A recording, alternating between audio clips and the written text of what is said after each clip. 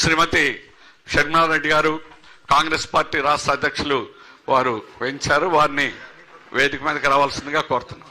రండి.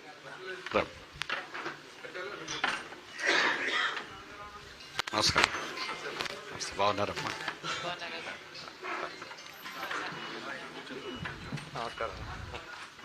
అందువల్ల ఈరోజు ప్రభుత్వ రంగంలో ఉన్న వైజాగ్ స్టీల్ ప్లాంట్ కి సొంత గనులు ఇవ్వాలని ఎంఎండీస్ యాక్ట్ ఉన్నప్పటికీ కూడా, mines and development regulation act ఉన్నా కూడా ఇవ్వలేదు.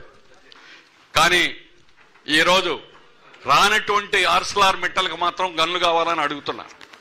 ఇది కేవలం ఒక ప్రైవేట్ని ఎంకరేజ్ చేయడం, రాష్ట్ర ప్రభుత్వానికి ముఖ్యంగా ప్రైవేట్ పిచ్చి పట్టుంది, ప్రైవేట్ పిచ్చితో వ్యవహరిస్తుంది, ఉన్న పబ్లిక్ సెక్టార్ని దెబ్బతీయాలని ప్రయత్నం చేస్తుంది.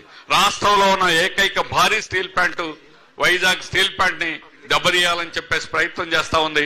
అందుకని దీన్ని తీవ్రంగా వ్యతిరేకిస్తూ మా ఉద్యమాన్ని ఉధృతం చేయడానికి, రాష్ట్ర వ్యాప్తమైనటువంటి ఉధృతంగా మార్చడానికి ఈరోజు అనేక సూచనలు, సలహాలు ఈరోజు రాష్ట్ర రాజకీయ నాయకులు దగ్గర తీసుకొని